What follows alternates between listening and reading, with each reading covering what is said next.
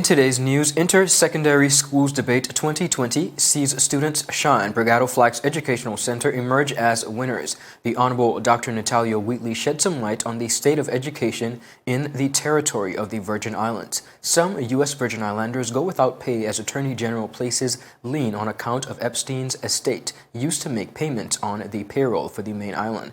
Police investigate suspect's motive in the Atlanta area killing. We have so much of these details, all this and more, when 284 News returns. The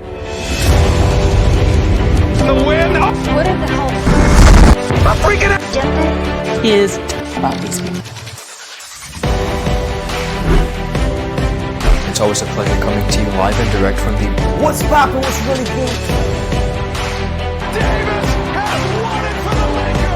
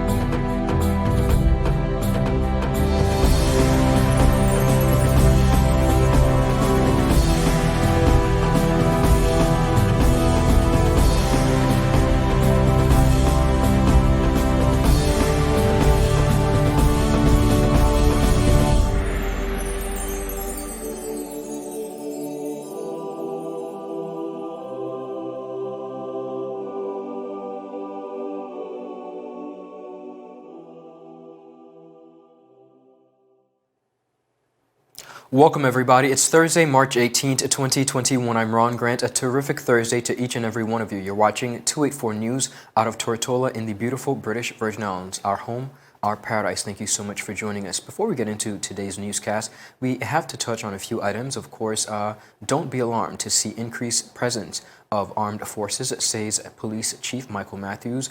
In addition to that, Premier of the Virgin Islands is saying to residents, make up your mind and get vaccinated. Now, online bloggers are killing the BVI's reputation, says Honorable At-Large Representative Neville Sheep-Smith. An agriculture service station is said to be returning to the sister island of Virgin Gorda. Now, beginning on our local scene here in the British Virgin Islands. The Inter-Secondary School Debate Series commenced on the 3rd of February 2021 with the participating schools being Bregado Flax Educational Center, Cedar International, Siboney Center for the Arts or Excellence, Claudia Creaky Educational Center, and the Elmore Stout High School and the Virgin Islands School of Technical Studies. The annual debate hosted by the Ministry of Education seeks to encourage students to improve their public speaking skills, communicate various forms of argument effectively in a variety of contexts, develop the ability to analyze controversies, select and evaluate evidence, and construct and refute arguments, and of course, interact with students from other schools in the context of a social and intellectual activity. Some of the general changes made this year as a result of COVID-19 were all debates were held during the day, streaming of the debates by the Government of Information Services to facilitate those unable to be present. The venue was changed to the Elmore Stout High School Lecture Room Number 2, and the winner of each debate and the losing team with the highest score automatically advanced to the semi-final round. The winners of each semi-final debate competed in the final debate, and teams determined who would debate in each round. Now, an exciting feature to the debate was the impromptu speech competition, where a student pulled a topic from an envelope. The student was given 1 minute to prepare, and then at the end of the 1 minute, the student was then given 3 minutes to speak on the topic. Now, this segment was judged independently of the debate, and the winners emerged as Taya Peters of the Elmore Stout High School, and second place going to Angela Cupid of the Virgin Islands School of Technical Studies. Now, throughout the debate, teams were judged on audibility and clarity, articulation, voice modulation, organization of speech, organization of content, speech and delivery of content, persuasiveness, fluency, eye contact, and body language. Some of the major sponsors for this year's debate included the Ministry of Education, of course, and Culture, Youth Affairs, Fisheries, and Agriculture, who hosted the event, Delta Petroleum, Alman Cadero, BDO, British Virgin Islands, and James Todman Construction.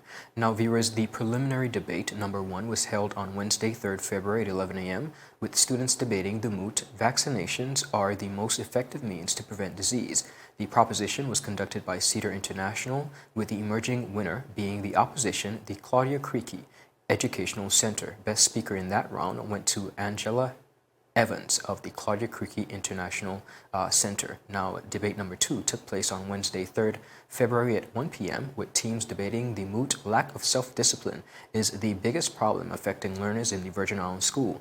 The proposition was presented by emerging winners, the Elmore Stout High School, and opposition by the Virgin Islands School of Technical Studies. The best speaker went to Angela Cupid of the Virgin Islands School of Technical Studies. Debate number 3 was held on Thursday, 4th of February at 11 a.m., with the moot being standardized testing in the Virgin Islands school system should be abolished.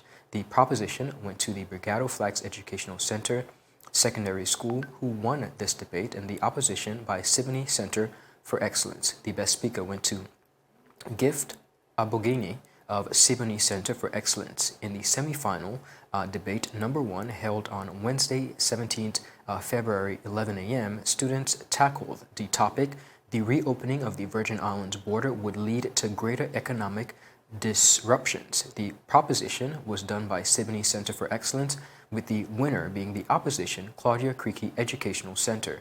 The best speaker went to Gift Obaniki of Siboney Center for Excellence. And number 2 in the final round, the moot was the economy and social consequences of lockdowns, also known as stay-at-home orders, could cause more harm than the COVID-19 virus itself.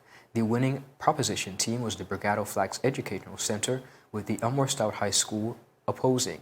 Now, in the final debate held on Wednesday, 10th March at 11 a.m., students tackled the moot virtual learning has caused more problems for Virgin Islands students than it has solved.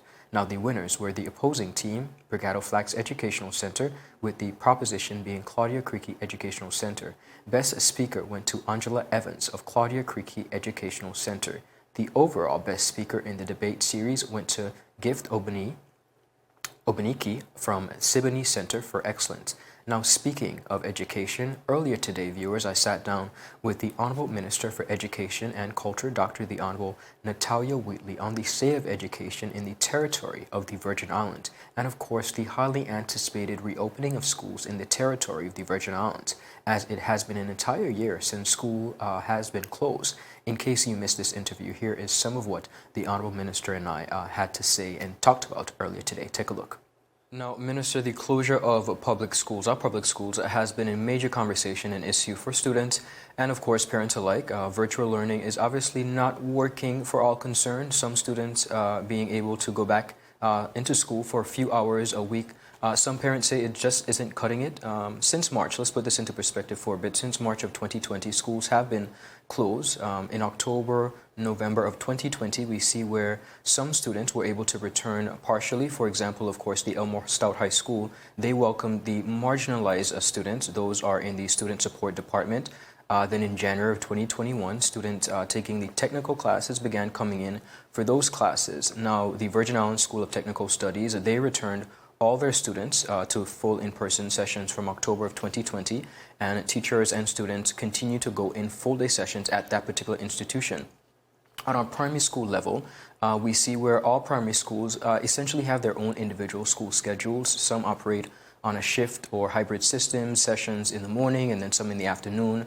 Other primary schools go in on about 3-day week period. Some teachers still, most of them still teach from their classroom virtually and so forth. Why does the scheduling for public schools on a whole across the board, why is it different, and why is it not one standard schedule of operation? Well, thank you for that question, Ron. As you have noted, it is really a topic of concern across the Virgin Islands. And not just across the Virgin Islands, it's across the world for that matter. As we speak, we have places like Barbados under lockdown, and I participate in regional meetings and international meetings, and I can tell you, Ron, I'm not sure how much research persons out there are doing on other places, but these challenges are not unique to us here in the Virgin Islands. Across the world, we have schools being either fully closed or persons doing hybrid models. Yes. And the reason for this is because, of course, COVID-19, this pandemic, has turned the whole world upside down. I remember, for instance, we procured laptops, about 500 laptops, cabinet procured, and it was delayed for months and months and months because the whole world was ordering laptops, and it was very difficult to get laptops here because, you know, the whole world basically went online for online schooling. And it's been recognized in the Virgin Islands and across the world that there are limitations to this online schooling.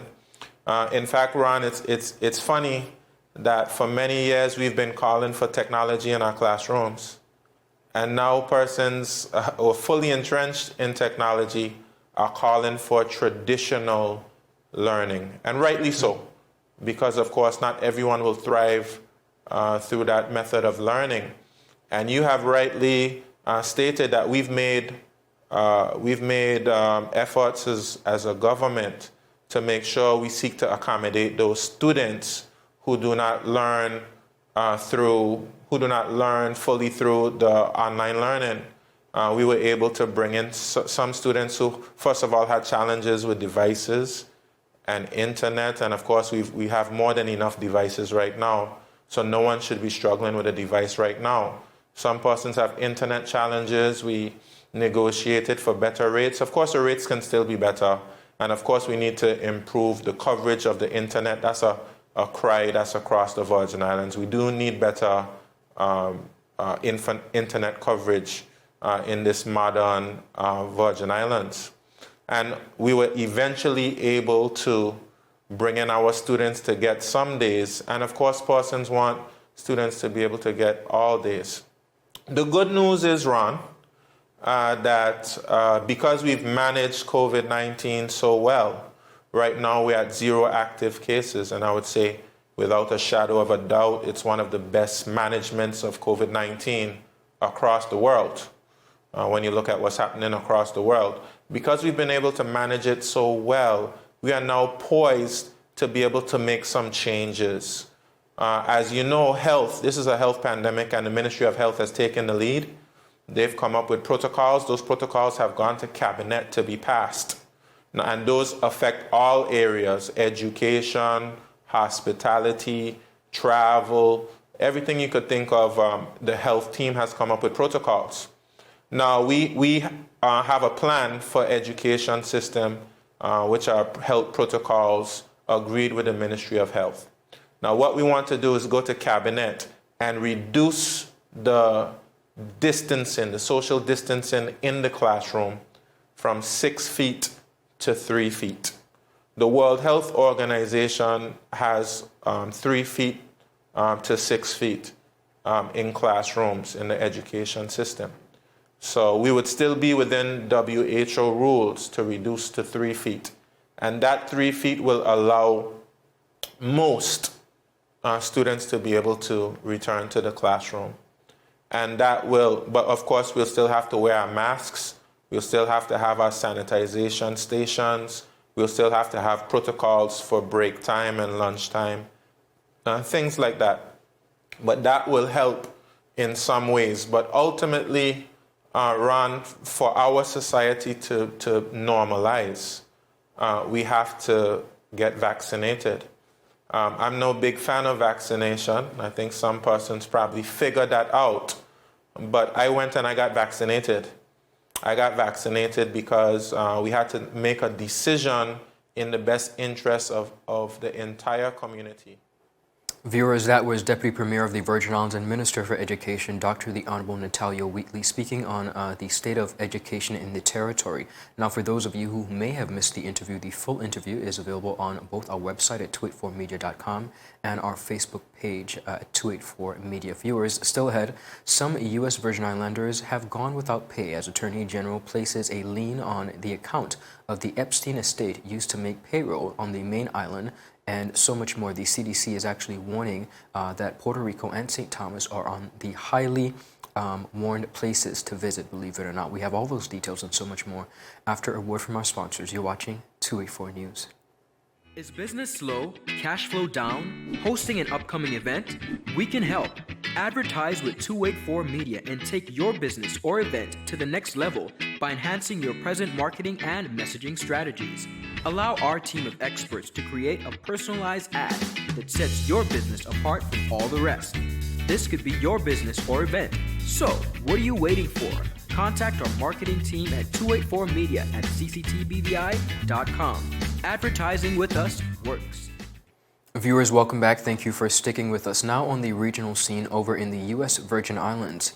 Some 15 Virgin Islanders working on the Epstein Estate off the east coast of St. Thomas, USVI, the two islands owned by the now dead billionaire Jeffrey Epstein, went without pay on March 5th and would have been without salary payment once again on Friday if the Department of Justice did not partially remove a freeze on the Epstein Estate account used to pay employees who are maintaining the island at present. Now, the work on the islands include landscaping, maintaining of vehicles and other property, security, repairman, among others. Two people with knowledge of the matter told the consortium who covered this story on the afternoon that the government had placed a lien on the account which prevented the estate from making payments for utilities, including a VI water and power bill totaling some $134,815. Now, the people requested secrecy, of course, to speak freely on the matter, saying, and I quote, "The estate didn't realize that this particular account had a lien on it, so there were several checks that they had written, including WAPA, and the other checks bounced, and that's how they realized that the account had a lien on it," said one of the people. Now, after learning of the lien, the estate on February 26 wrote to the Attorney General's office and the Governor, the Honorable Albert Bryan, requesting that the account be partially unfrozen to facilitate payment of these employees and other maintenance needs, saying only enough to make payroll and to pay the expenses to maintain the island. One of the people said regarding the request made to the Attorney General's office and Mr. Bryan. Now, the letter, written on February 26, says the estate learned that the government issued a lien on the account that is used to pay employees and maintain both islands. As a result of the lien, checks that were outstanding or bouncing, causing unnecessary fees to be incurred. It reads, according to one of the people, in addition, the rent and payroll obligations due next week are also outstanding. We request that the government immediately release the lien to allow payment of these eminent expenses and to cover payments that had been made but had not yet cleared at the time of the lien was issued. Now, viewers, in a response to questions posed to the Office of the Attorney General, AG Denise George said the liens were placed on the Epstein Estate accordingly after the VIPDO DOG filed a criminally influenced and corrupt organization action against the estate. She said the important purpose of these liens is to ensure that the estate does not improperly dispose of or disappellate any assets that are required to satisfy the government's claim on behalf of the people of the Virgin Islands and, of course, the claims of Epstein's victims, said Ms. George. While the estate has changed these liens in the probate and the Superior Court, they may remain in force. Now, throughout the litigations, viewers, government has acted promptly, she said, to release funds as needed for the Victim Compensation Fund and to satisfy other estate expenses, including salaries. In explaining the timeline, Ms. George said the lien was not placed on this account until February 26. Prior to that date, there was no impediment to the estate's payment of any expenses related to Little St. James, its staff, or WAPA bills. Now, the estate requested a release of funds from the new lien to cover upcoming payroll from March to May, as well as the boats and 13 utility vehicles that the estate continues to maintain. Any questions as to why the estate did not pay expenses owed prior to February 26, including past due WAPA bills dating back to December, would have to be directed to the estate. Now, news agencies over in St. Thomas are continuing to cover this story, as we will be following it as well. Of course, the highly talked about Epstein Estate, now in much controversy again, as the U.S. Virgin Islands government continues to abide by laws and regulations that would allow them to do such acts in, as she said, concern for the victims fund, which was created for, of course, the victims of Mr. Epstein. Like viewers, so much more after a word from our sponsors. You're watching 284 News. So you're saying I can ask this cat any question? The cat is connected to the computer. You just type in the question, it will read his mind. There the answer comes.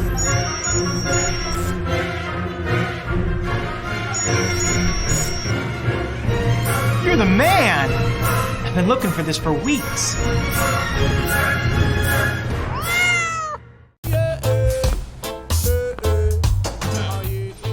Father Jesus, that line here long like church service. Alright, do enjoy the rest of the day. Next customer line, please. Wait, hold on a second. Yes, Sonny boy, come, yes, son. Good morning. Good morning, Sonny boy. Hold on there. You must have cut fun topic. It's okay, I'll take care of it. What? No man forget Johnny. How may I assist you?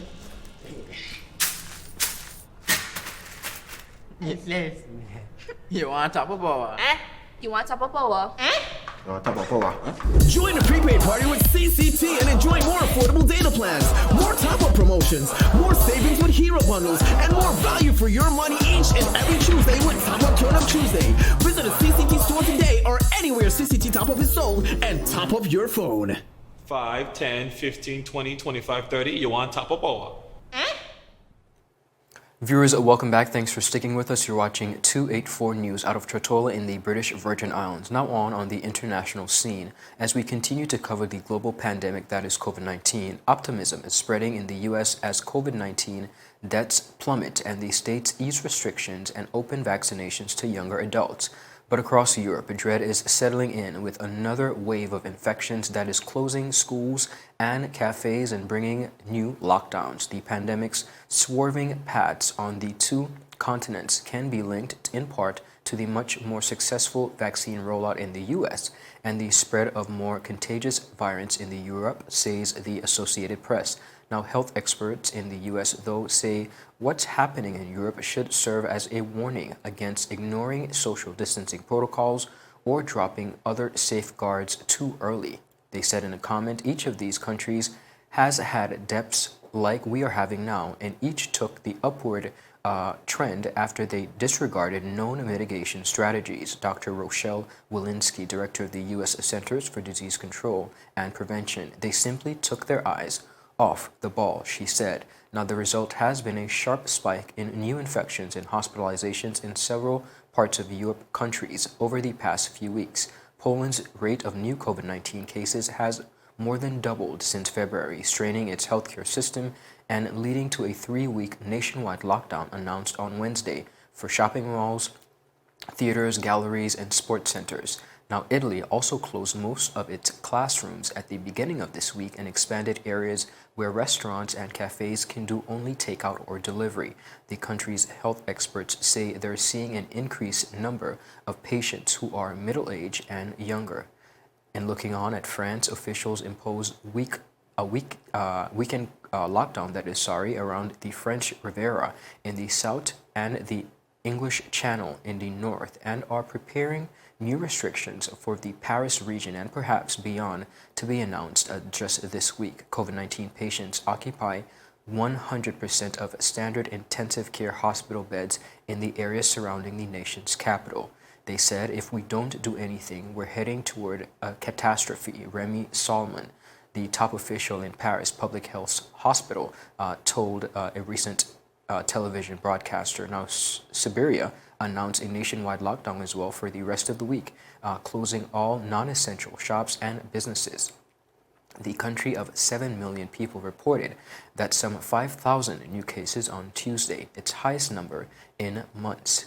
The trends are far more encouraging in the U.S., where the record has about 37,000 deaths overall, more than any in any country. That's 537,000 deaths in the country in a day in the U.S., and they have plunged to the average of just about 1,300, down from a high of about 3,400 2 months ago. Now, new cases are turning to about 55,000 per day on average, and after peaking at more than 250,000 per day in early January. The empty hallways and a row of unused face shields inside the closed COVID-19 ICU unit at the Mission Hospital in Mission Vallejo, California, tell the story of the really improved outlook in the U.S.